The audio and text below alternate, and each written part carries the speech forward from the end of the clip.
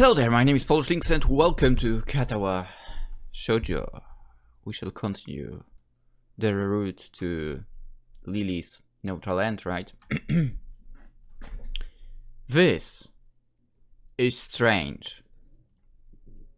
That single thought has graced my mind countless numbers of times since my life here began. It feels like an easy way to discard a troubling question, as if simply labeling something with those three words will make it go away. Or at least, not worth thinking about any further. My life before my heart attack feels more blurry every time I try to remember it. And my mind struggles to keep up with all the events suddenly happening around me since. To be fair, I mean, it's a normal thing, I would say. I realized something yesterday as well, because I've run into my old coach. And, you know, he was talking about when I quitted and so on, when we quitted, that he had another team and so on.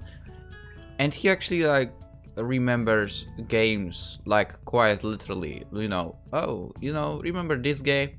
We won 6-1, we lost 3-0 or whatever, you know, and I'm like, Jesus Christ, how do you remember all of that? I honestly remember like maybe 2 games and that's it. It's funny, it's funny. Then again, I mean, that's my memory flows really. Probably. Or just, I don't know, maybe those games kind of didn't matter to me that much. I'm not sure anymore. Anyway, I heard somewhere that this is what it feels like to be left stranded in a country with only the most basic understanding of the local language. Indeed, when I think about it, that seems a marvelously apt analogy for what's happened to me. But such situations are also supposed to make you very capable in that language very fast, as you're forced to learn it in order to survive. Put another way, the situation becomes sink or swim. I wonder if we've really managed to swim after all this time. The exams are stressing me out a lot, even though they're finally coming to an end, but I have remained in Muto's favor and I have some sort of direction for my future now. But I keep using that stupid meaningless phrase. This is strange. It really is amazing how fast one comes to accept being surrounded by people with sometimes incredibly jarring disabilities and conditions. So much so that I really wonder why I feel so much like a foreigner. It certainly isn't for lack of socialization or friends. I've come to know most of my classmates on first name terms, and know a few others around the school. Whether they're missing an arm or a leg, the students here are just like anyone else of their age. I can navigate the halls that I once lost myself in with an ease I'd not expected to ever have, thanks to the school's logical layout, and can engage my teachers in comfortable discussions. I swirl around gently the tea in my cup. The reflected image, I better not do that because I spilled a little bit yesterday.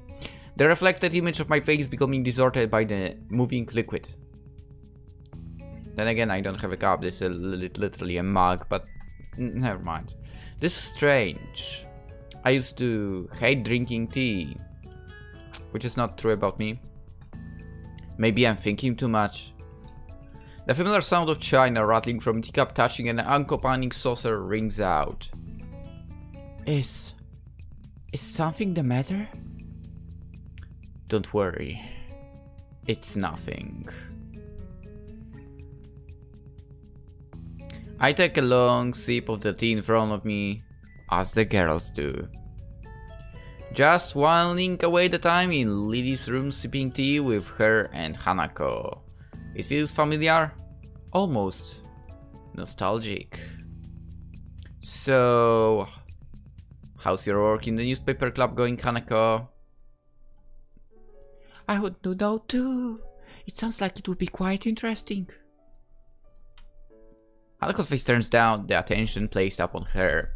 For her smile belies the fact that she genuinely likes being the center of interest for the two of us. It's good. I think I'm getting better at it. Naomi and a couple of her friends handle most of the jobs, getting stories and stuff.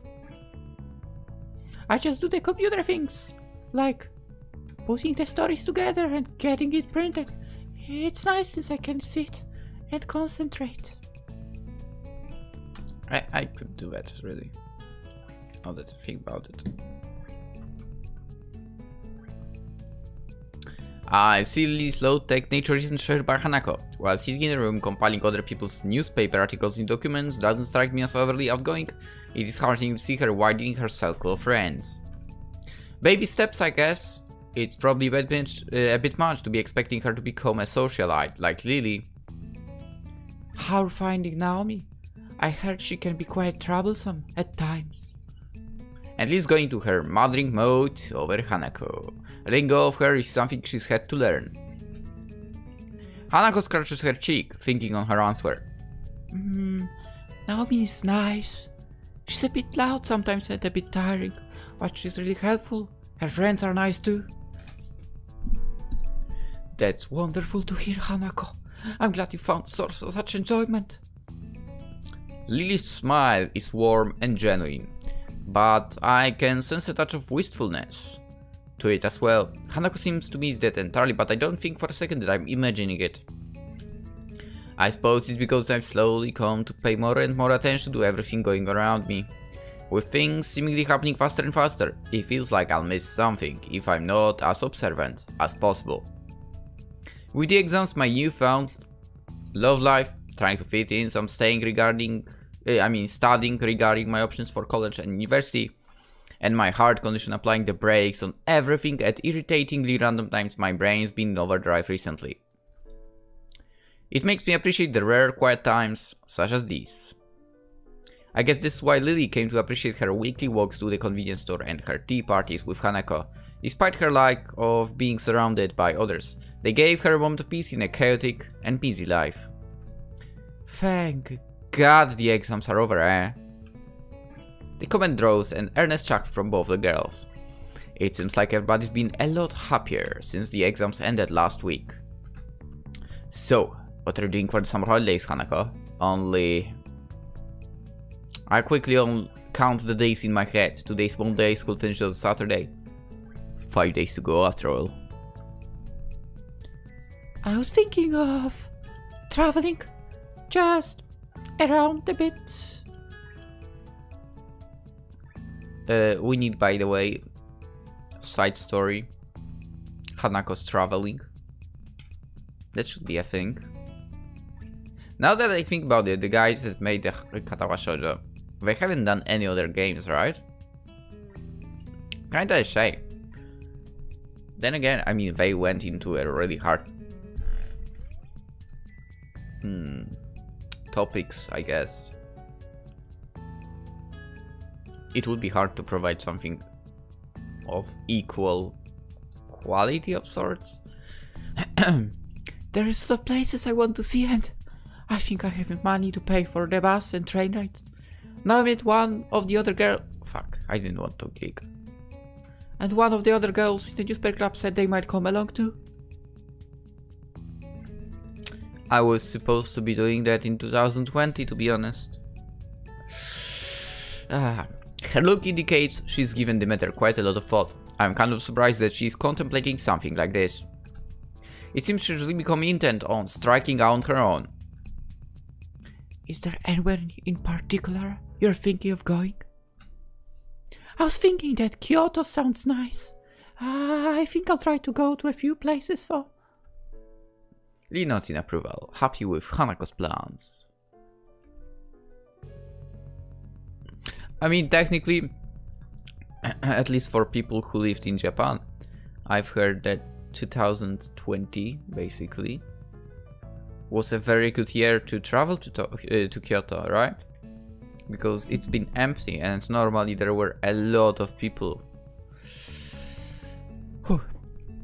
Anyway, while I cast my eyes to Lily, I refrain from asking her the same question.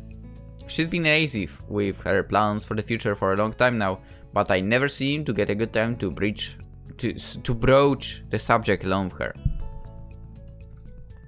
Every time it comes up in conversation, it feels like she's either unsure of herself or simply dodging the question.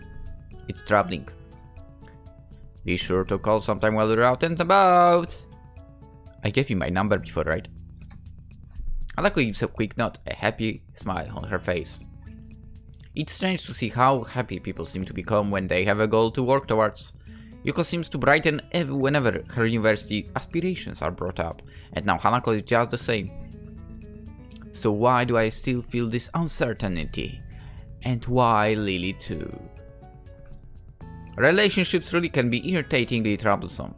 Sometimes. Yeah. What time is it? It takes me a second to remember that Lilly's clock doesn't have any visual feedback. I should know given how many times I've been in her room. Nevertheless, I take my watch from my bag and quickly check it, the reason for her asking becoming clear. It's about 20 past 10. Nearly curfew. Now thinking about it, what hour is the curfew for them? 11? Hanako rises to her feet, dusting herself off and knitting her gown after doing so. I'd better be going then. Good night, Lilly. Hisao? Sleep well, Hanako. See you tomorrow. With that, she walks to the door and quietly makes her exit. Silence. This seemed to be happening more and more between Lilly and me recently. After a few seconds, I finally find something to talk about. Oh yeah. I talked to Buto on Friday and finally checked out some guides on college and how to apply for it. That's good news. If you're going to apply for colleges, I assume you have some idea in mind of what you might do in the future. Yeah, oh boy, they're applying for the college. I remember that a little bit. First, you go through the internet stuff. You get an answer. And then you have to deliver stuff. Of course, I delivered the documents on the last day, because why not? That's good news. If you're going to apply for colleges, I assume you have some idea in mind of what you might do in the future. I think I've settled on becoming a science teacher. It's going to take a while to get through university and everything to be qualified, but I think it will be worth it. Lily's face brightens considerably at the news. I suppose with her wish to become a teacher, she's delighted. I'd take the same kind of path. So you decided on the career of teaching. I think that path suits you most excellently, Hisao. I smile not. This time, even I know she can't see me doing so, I know she feels it for. I imagine Muto would have taken the news well. That's one word for it. Hey Lilly. Yes? I know you want to be a teacher, but... For a second I wonder whether I should really ask her a question on my mind, but that's quickly brushed aside by the fact that this is rather late to have second thoughts. Surely you don't still think I'd be offended by something regarding my blindness? Her accusing tone is betrayed by her grinning face. Amused at my awkwardness in raising the topic, some things just never change. Good point, I guess. I was just thinking whether or not being blind would be a hindrance. What for your ambitions to become a teacher and all.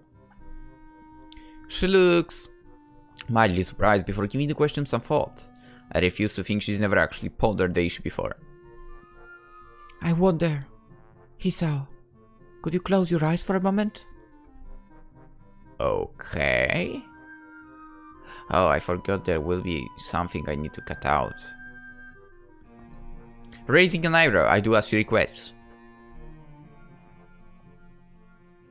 I have no idea what she has in mind. And my questions only increase as I peek out from one eye. You know what, actually. Now there is no snow, so the light is not reflecting inside, unfortunately. Taking the black ribbon she usually wears in her hair from the cabinet beside her. She advanced towards me while running it through her fingers to remove any stray hairs remaining on the piece of cloth. Ribbons are cool. I suddenly click onto her intentions. I feel the black strip make contact with my face, wrapping around my head and over my eyes. Oh, what exactly is this for? It's a little test, Hisao. Since you seem to be wondering, I'll let you see things as I do for a time. Ah, so that's what this is about. To be honest, this actually sounds kind of fun. Childish and rather silly to anyone who would be watching, but a bit of silly fun never hurt anyone. I stand up with a heave, my hands quickly moving out in front of me to warn me of any obstacles. Okay, now what? Now, touch me. If you say so now, then... I slowly make my way forwards, towards the sound of Lee's voice. My walking speed could barely even be called a shuffle, the entire experience feeling alien enough that I don't want to risk inadvertently tripping over anything, such as her table or her haphazard piles of books. Something soft yet solid brushes against my left leg. Further inspection reveals it to be Lily's bed. I move onwards, finding myself thankful that Lily's room is so neat and tidy. Even the piles of books she has are generally kept close to the wall, well out of harm's way. The hard wall pressing against my outstretched hands makes me furrow my brow in frustration. Hey Lily, where are you? What are you doing over there? I'm over here. Lily's voice comes from the other side of the room, far from where it was before. Even to my untrained ears, if she's going out of her way to avoid me reaching her, then this is just a game to her. Of course it is. Compared to a life where even the concept of sight is an abstract one, a few minutes in a blindfold are nothing. I guess she's made her point. She's more than capable of navigating her room. And further, I've seen how independent she is even when compared to many of the others in Yamaku. Oh my god, my ankle hurts. Well, even if it's just a game, I may as well play it wholeheartedly. With a pace much quicker than before, I move towards the source of her voice, deftly sidestepping the table in the center of the room, thanks to remembering its position. I've got to know! She gives an impish giggle, one just long enough to work out that she's passing just beside me. I quickly turn around to face from New York. That table wasn't there before. Ow. I slowly sit up next to the table, raising my blindfold to set up my aching head. I give an irritated kick to the table that's sitting just in front of me where I fell. Utterly pointless, but the thing deserved it. And that way you injured yourself more because you kicked. Or something. It's possible. Hisao? Lily's still standing just to my side, obviously unsure of what's befallen me. Sorry, I kind of fell over. Kind of. Just kind of. Yeah. Kind of fell over. Are you hurt? I guess not.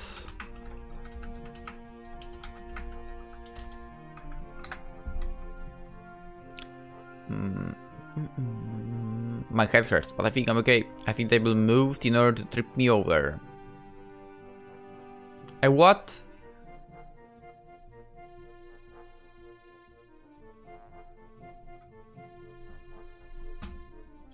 She giggles as she walks over and takes a seat beside me, her hand resting on my own. I suppose that's the end of that, then? I think so. But I also think I get the point, though I do wish it had involved such a headache. Lily suddenly looks blank. Point? And I return an extraordinarily flat look. That was just for fun. I just thought it might ease you up a little about the subject. You always seem to tiptoe around it after all. In regard to teaching, sight isn't that important.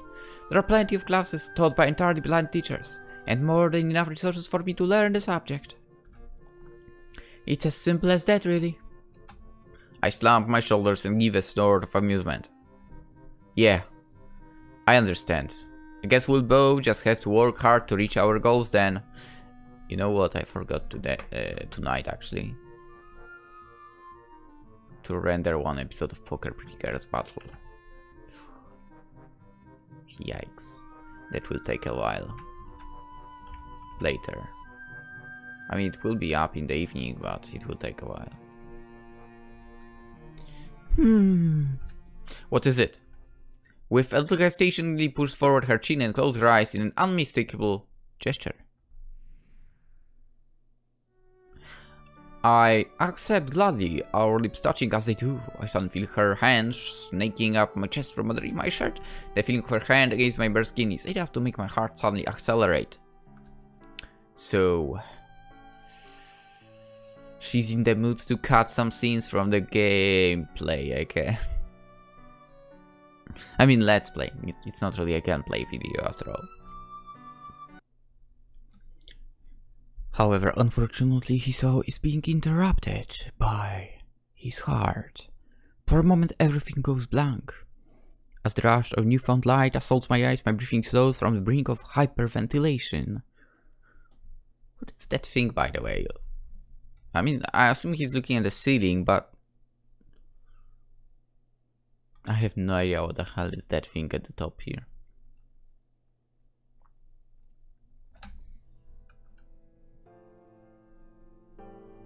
Seconds pass, and I carefully measure out the rhythm of my heartbeats with every ounce of concentration I can muster. My heart is normal. It's back to normal.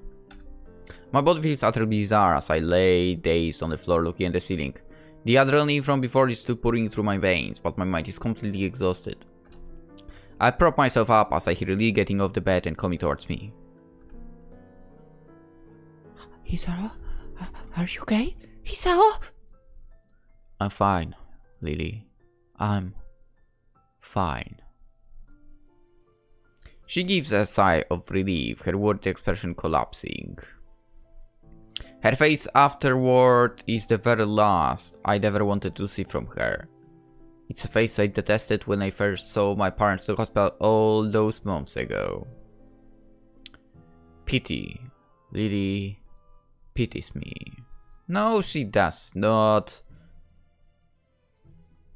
She's just damn worried, man. I just close my eyes and turn away, powerless. I feel like throwing up. I can hear the sound of Lee moving away and quickly attending to herself, the rafting of her clothing being pulled back on after a moment searching just barely audible. Sorry. She slowly shakes her head as she finishes buttoning up her top. Her erst kind smile looks so fragile, so delicate, that it makes my heart sink. Approaching carefully, she feels out the edge of the low table before taking a seat next to me, putting her arms around my chest. I'm sorry, Hisao. I shouldn't have pushed my desires onto you. You don't need to apologize. I'd normally be fine. You've seen that much before. I guess I shouldn't have tried to push myself so far. My eyelids feel heavy. Calmly sitting next to her like this, probably letting the adrenaline work itself out of my system, and letting my mind relax. So that's why you never took the lead? Yeah, I guess it's a good thing you like to, huh? The joke seems to lighten her expression a little, a fact which helps let me feel less unease about my unreliable self. Lily's head comes to rest on my shoulder as I struggle to keep my eyes open. With more difficulty after each blink, I feel completely drained. It's okay, Hisao. It's all okay. No sooner does she say this than a small, quiet tune escaped her lips. Entirely too tired to think, all I can do is listen to her soft humming. It's a soft, almost melancholic tune. It sounds familiar, but the more I try to remember its origin, the less I seem to be able to concentrate. The feeling and scent of her head gently resting on my shoulder and her warm body against my side are soothing. The soft humming of her voice too relaxes my mind as much as her warmth relaxes my muscles. This singular quiet moment. After all this fracas, it makes me realize just how exhausted I've become. I can feel my eyelids slowly becoming heavier and heavier. Even with the chaos of before, I wish this moment would last forever. Lee and I together, sharing a single solitary occasion together, just as we used to. But if that's the case, why does she feel further away than she's ever felt before?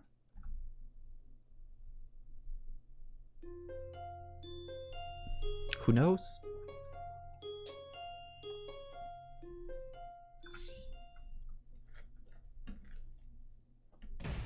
The loud clatter of books falling into the return slot abruptly breaks the grip of silence over the school library. It's become a habit for me to come to the library at least once a week. Not only does the reading itself keep me busy, but discussing books with Hanako and Lilly also does. Obviously started Yuko-san twists towards the direction of the noise. I'd have thought her used to people dropping books by now, since she does work here. Oh, hello, Hisao. Back again? It takes me a moment to respond, my mind still distracted by the familiar melody of Lilly's humming that's hardly left my ears in the several days it's been since I fell asleep to it. Oh yeah, just returning some books I borrowed. She casts her eyes downwards, presumably to the bin the books dropped into. You're a very heavy reader, aren't you? It's become a habit of routine. It's become a habit of a routine, what? It's become a bit of a routine now. Passes the time at least. I wish I had free time to pass. From small talk to depression in less than 5 seconds. I think that's a new record for her. She seems a bit down in general today, even compared to normal. Considering she has to work 2 jobs just to support herself, I could see how that would take a toll on her lifestyle. Come to think of it, the pay for her job here can be all that bad. The idea of staff in such prestigious private school going hungry strikes me as counterintuitive. Ooh, I mean, working 2 jobs must take a lot of time. I'd probably never manage that.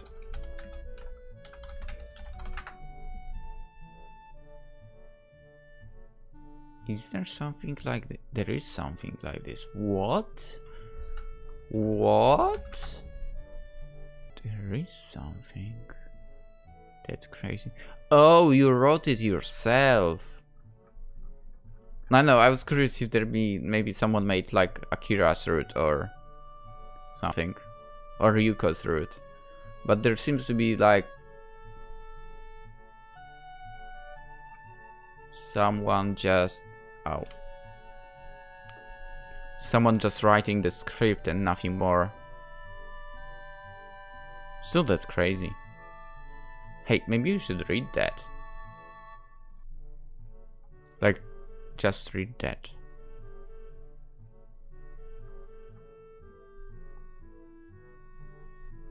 Tell me guys what you think. Actually don't, we will not read it.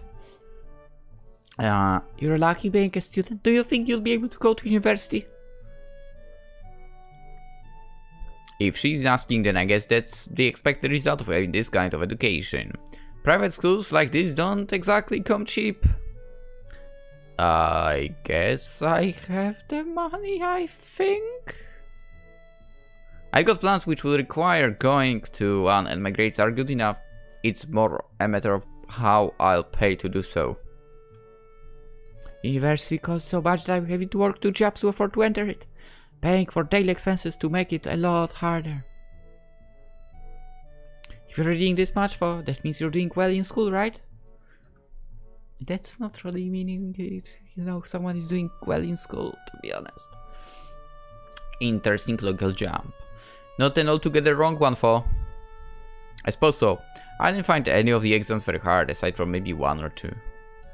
Do you mind if I ask what studies you're pursuing in university? Yuka appears to genuinely brighten at the question. Anthropology! To be specific, I'm specializing in the history of classical era Athenian civilization and democracy.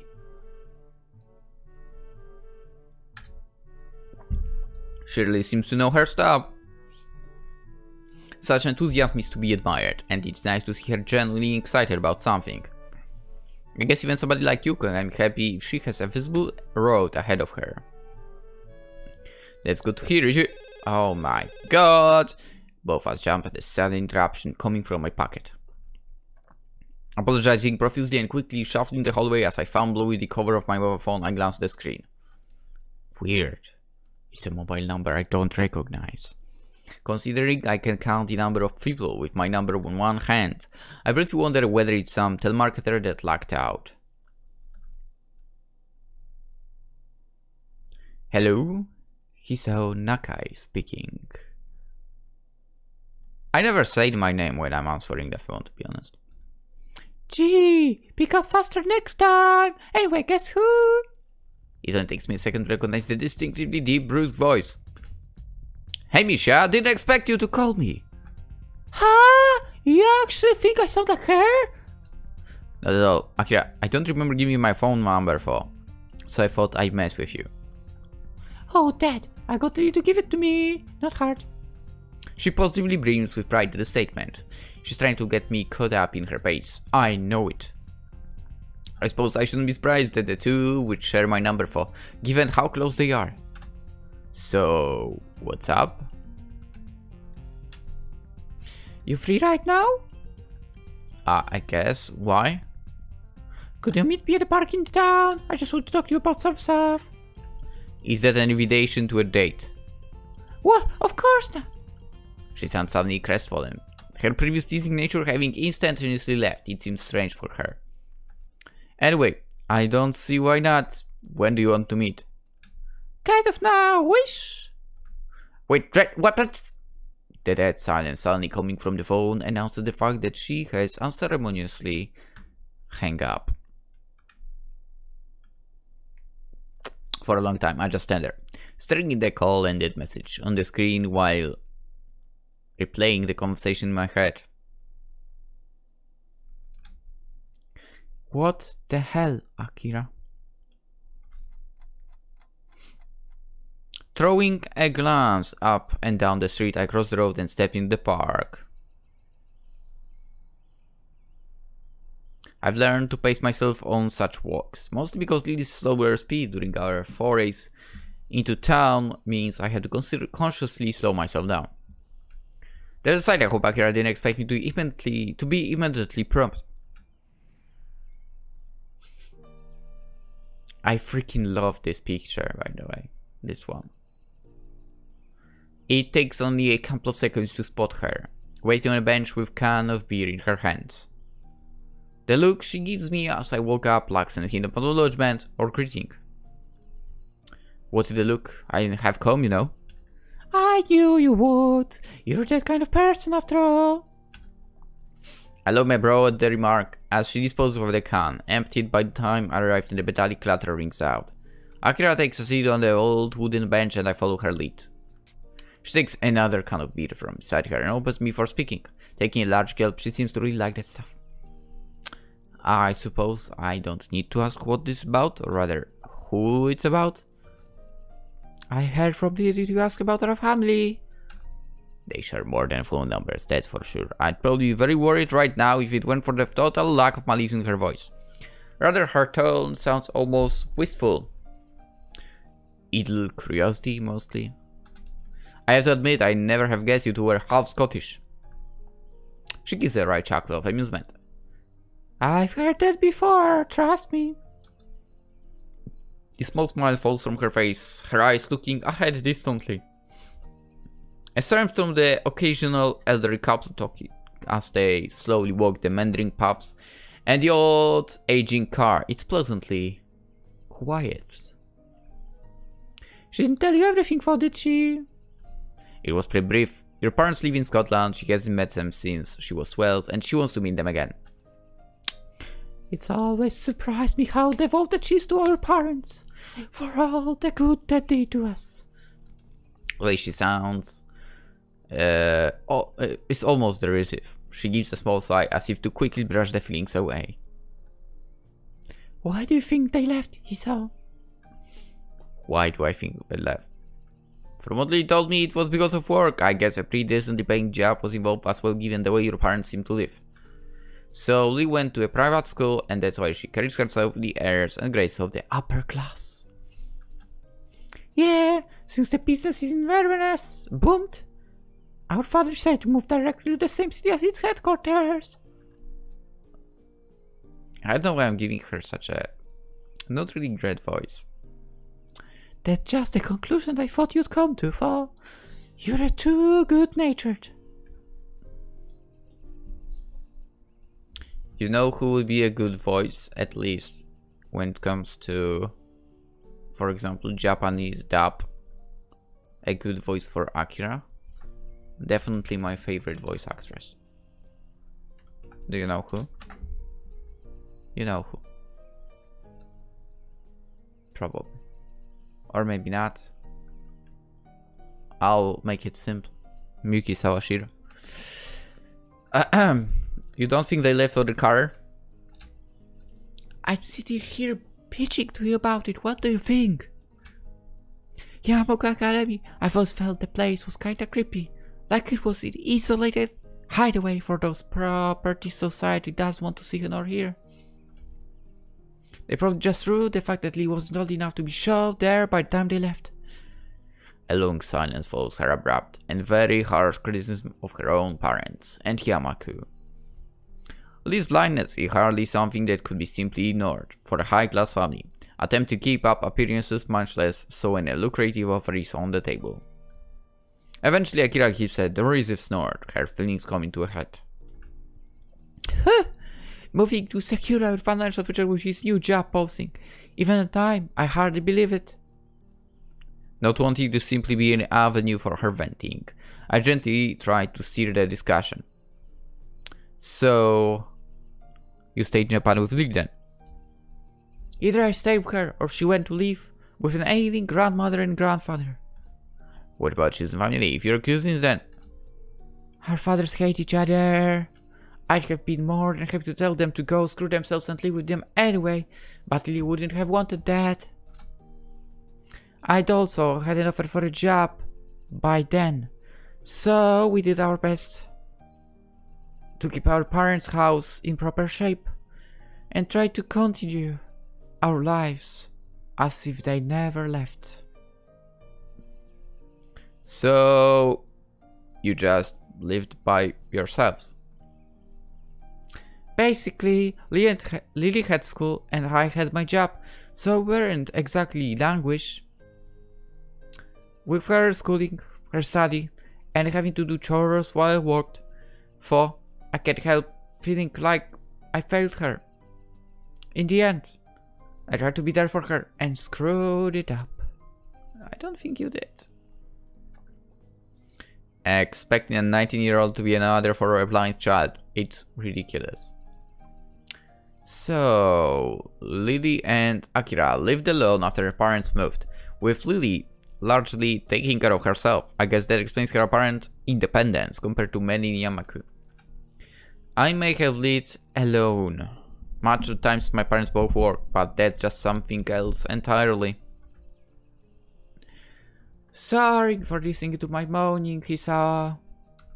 I don't mind at all, but do you mind if I ask you why you're telling me this? You always were curious.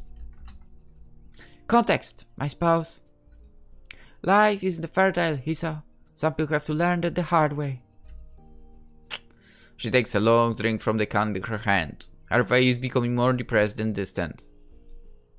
I broke up with my boyfriend a few days ago. After I leave, we're not going to be able to see each other again. But that's how life is. You can't just set your life up and expect it to stay that way forever.